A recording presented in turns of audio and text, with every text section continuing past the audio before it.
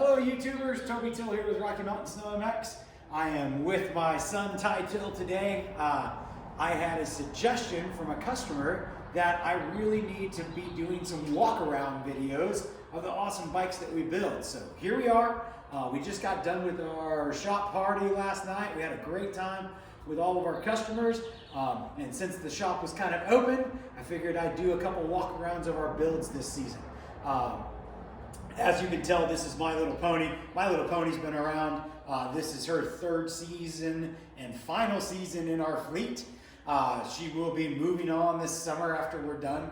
But a few things that we'll start out with My Little Pony that we do.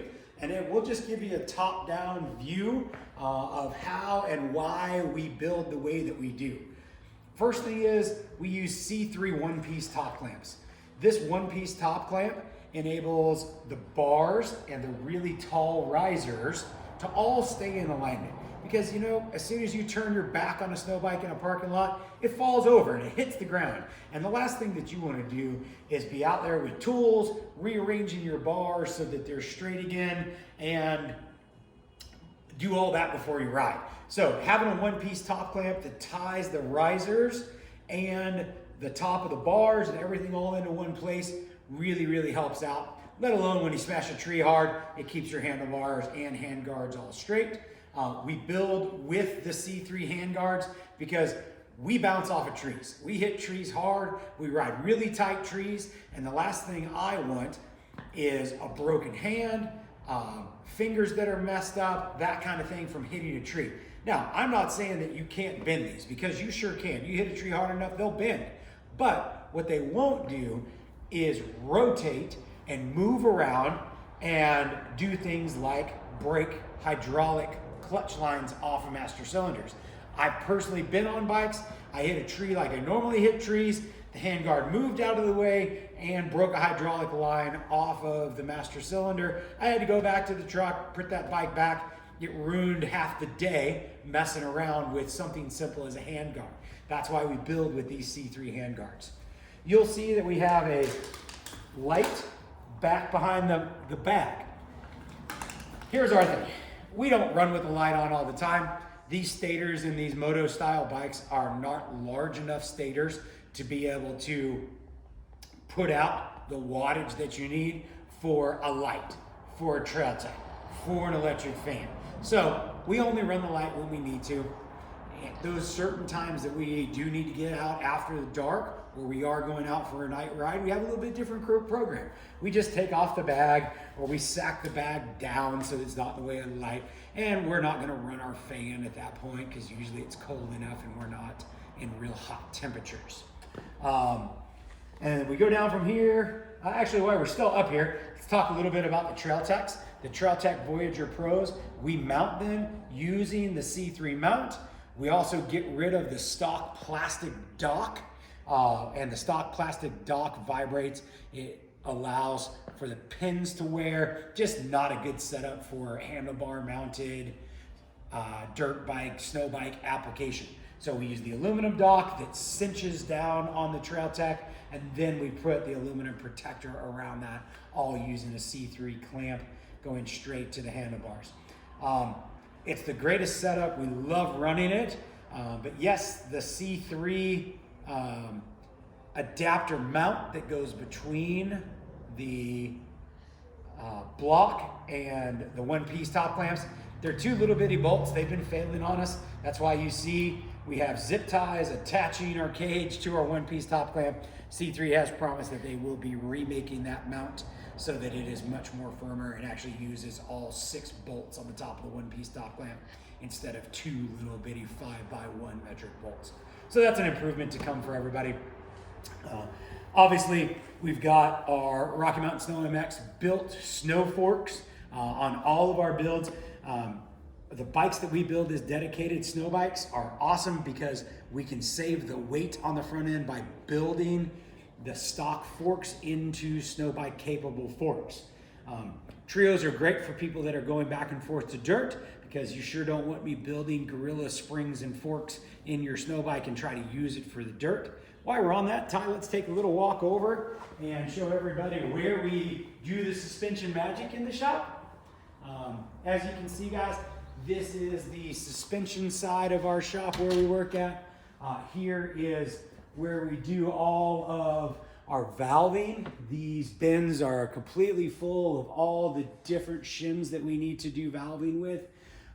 This is our drain bench where we get all the old fluid out, clean up the parts, do all that stuff. And then over here is our clean area. This is where we'll bring the internals of the forks out, lay them all out, get them ready to clean for final reassembly. Then of course all the tools that we use to do so. This table that I have here, this is where we disassemble all of the valves and we lay out our shim stacks. We stack them all up and then reload the valves with those. So yeah, this is kind of our suspension shop area. Custom fork springs that we have made are all in this. So these are the kind of springs that we'll use in snow bike valving.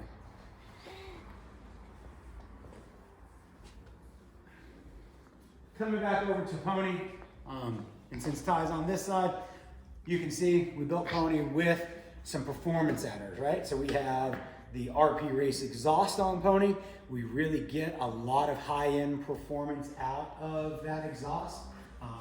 For some people, they say that that exhaust is really loud. RP Race makes this piece, which goes inside of the exhaust and quiets it down and gets that sharp, ear-piercing tone out of it. But our personal experiences, we don't like this. This takes away way too much power for the gains of a little bit quieter exhaust. So we make our friends wear earplugs along with us.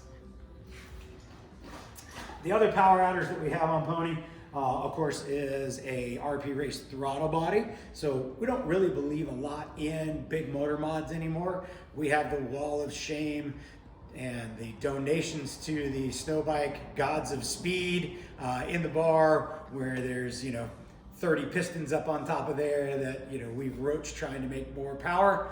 Nowadays we buy Works Edition bikes and make the air get in, make the air get out, and that's as far as we really go with power adding builds. So big throttle body, C3 intake, exhaust. That's the power that we like.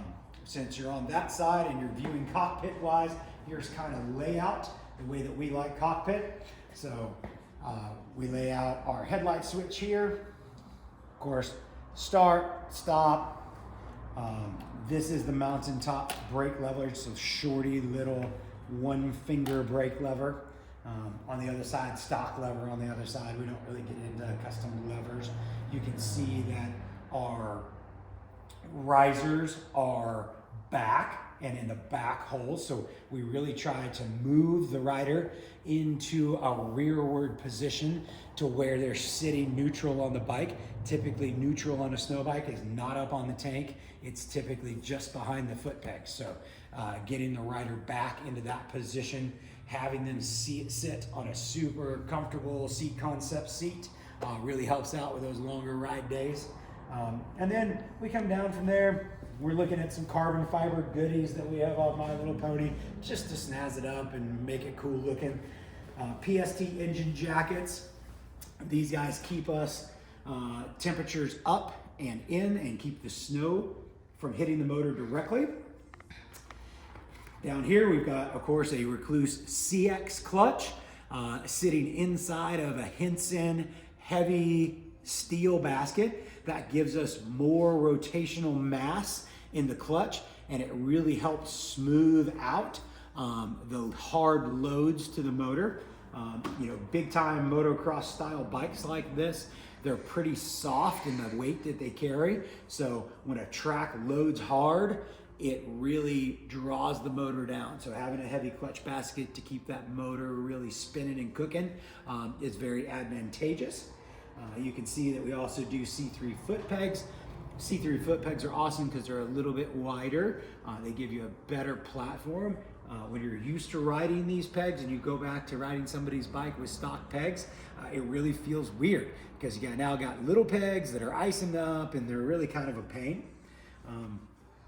Then you can see we're missing a heat shield after our last ride, but we do carbon fiber heat shields over the exhaust so that you don't burn your pants.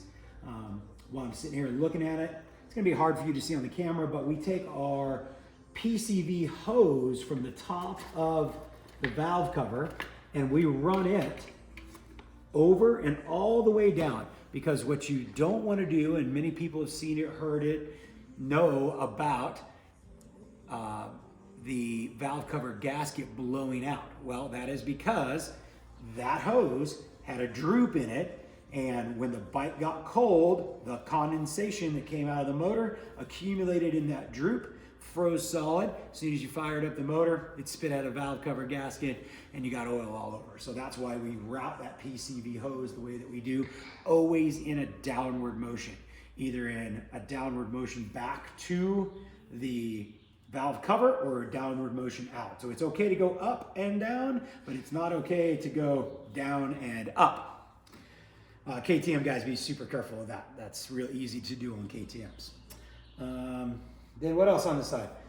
OB guards. You know, nobody puts a lot of thought into OB guards. The reason that we run them is because they seal up that final area of the engine jacket up front to keep snow from coming in and cooling down your motor. But it also creates a very nice skid plate that funnels the snow to the track. So it's a very slick bottom, nothing to grab the snow with, and helps the snow funnel into the track. We don't need a skid plate. If you're hitting things with your snow bike that are going to be damaging to the frame or motor, you're doing this all wrong. You shouldn't be riding in those areas. This is more for snow deflection than it is protection. Also, while we're on the snow deflection part of it, when you're riding on those deeper days that's fender deep, have you ever noticed that your feet can really get blown off the foot pegs? Well, an OB guard has these nice little wings that don't get in the way of anything, that actually fold up when you push this thing into a side hill, but it's enough to deflect the snow and keep your feet planted on the pegs much better than without. So that's another reason we run the OB guards. While we're on this side, obviously Pony is built with a mountaintop this year. Mountaintop has definitely become one of our favorite systems to ride. We love how aggressive it is. We love how poppy it can be with the tuning that we do to it. It's shown great reliability this season. Really is an awesome kit. We took the 2.5 off of this mountaintop. We put a timber sled 3-inch track on it. Can't say that that's a move that I personally like at 225 pounds. The way that the 2.5 mountaintop is, it is way enough track to carry my weight, this bike, all my gear, and it spools up so much faster. The big 3-inch really does feel lethargic compared to the 2.5. So to us, we're gonna leave the 3 on there until we can get a hold of Alan's new 3.12 or 3.25, so 3.25-inch track. That's gonna be a really cool track. It's a lot lighter than this one, has less paddles, it will probably spool up much quicker, so it won't feel as lethargic as the 3-inch does. It was super cool to be able to have the 2.5 on a 450 and have the 3-inch on this 450, even though this 450 made more power than the other one.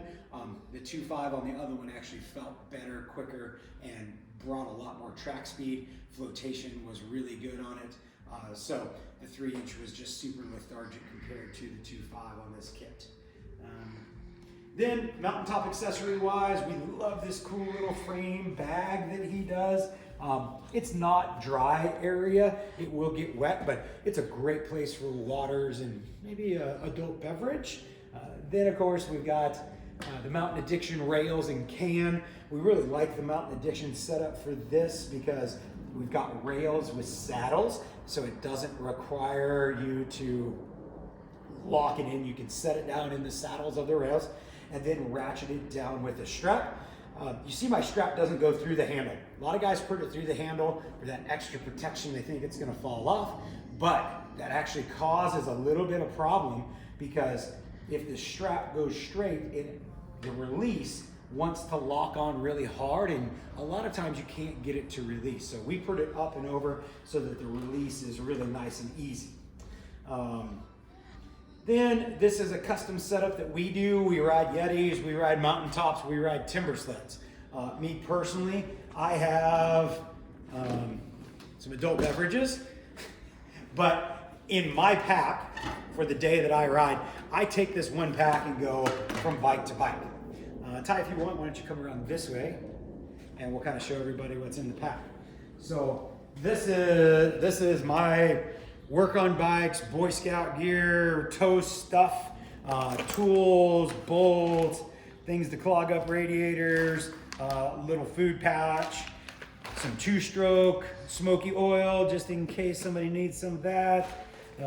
So this is my 15, 18 pounds worth of crap that I carry around that I feel like I have to have. A bike without this kind of weight on it really does perform quite better, but I feel like I gotta carry all this stuff so that I can be alive out there.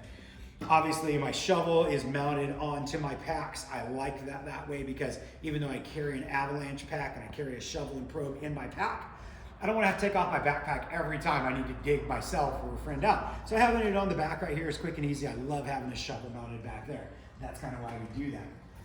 As you can see from where we're filming on this is a timber sled kit.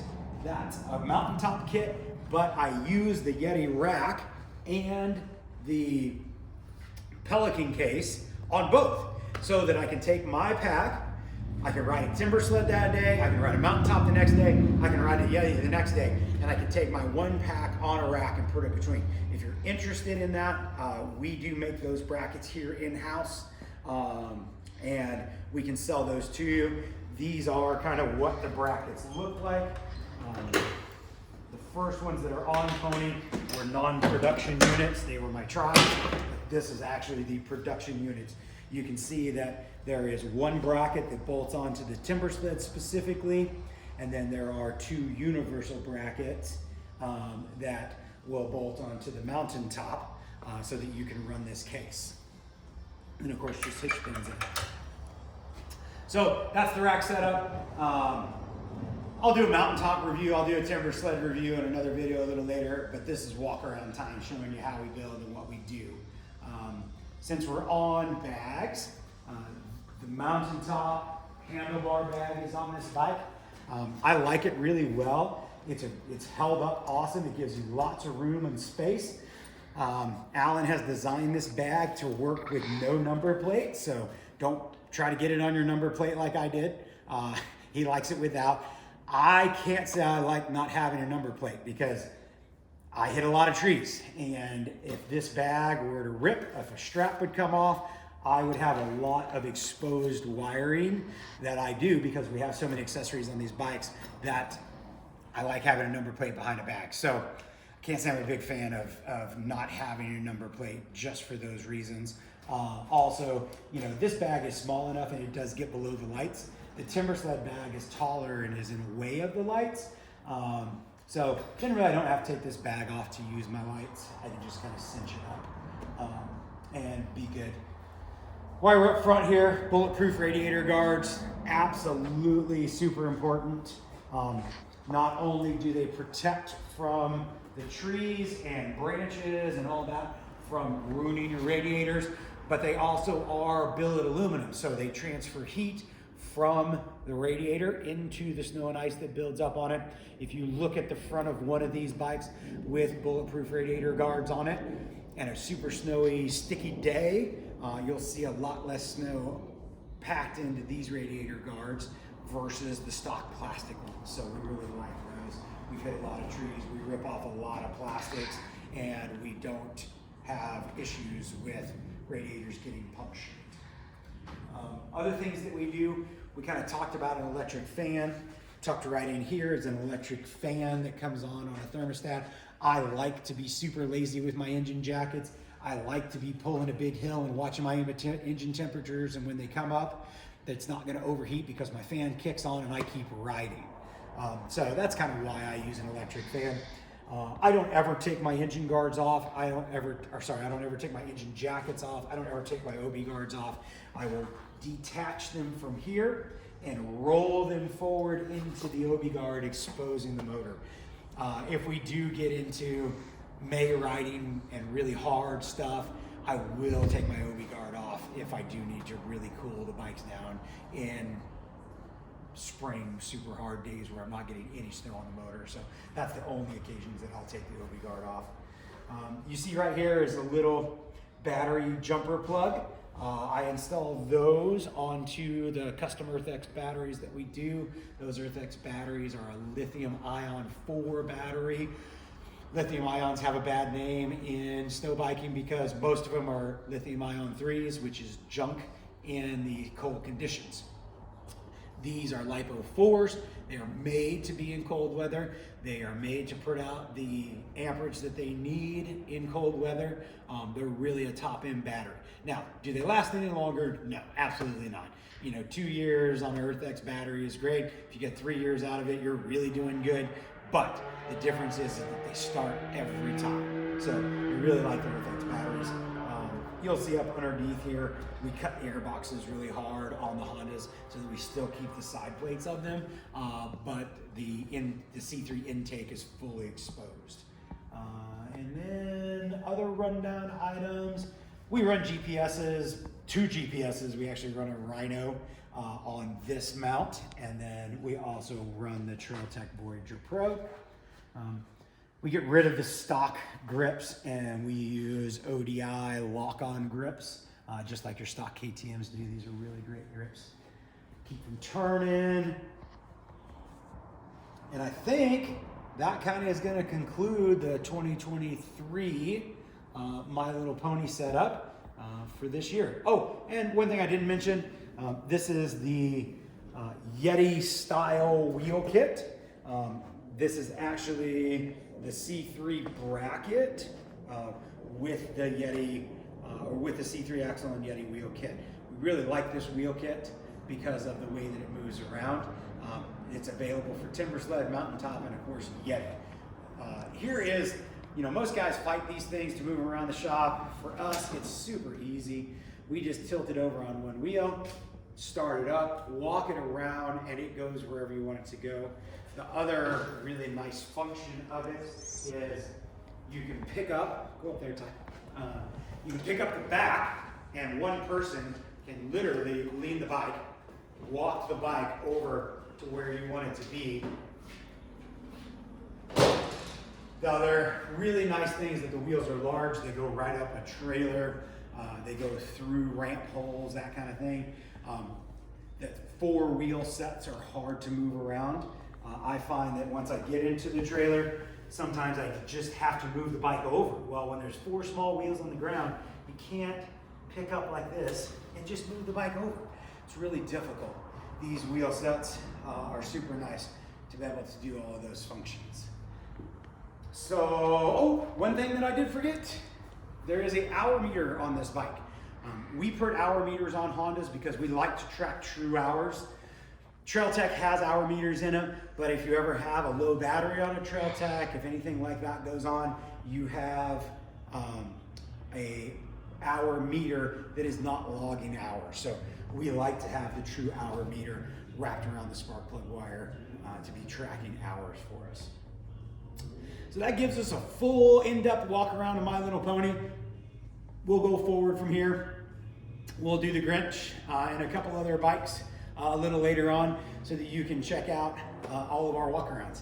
Thank you very much. We appreciate your time. If you're looking for anything snow bike wise as far as parts, accessories, knowledge, become one of our customers. Do your business with us. We're a family. Myself, Tammy, my wife, Ty, my son, we do this business just as our family, and we really like to take care of our customers. We like to sell you the right parts the first time that we have personally tested on all of our bikes. So give us a call, let us help you out, and happy snow biking.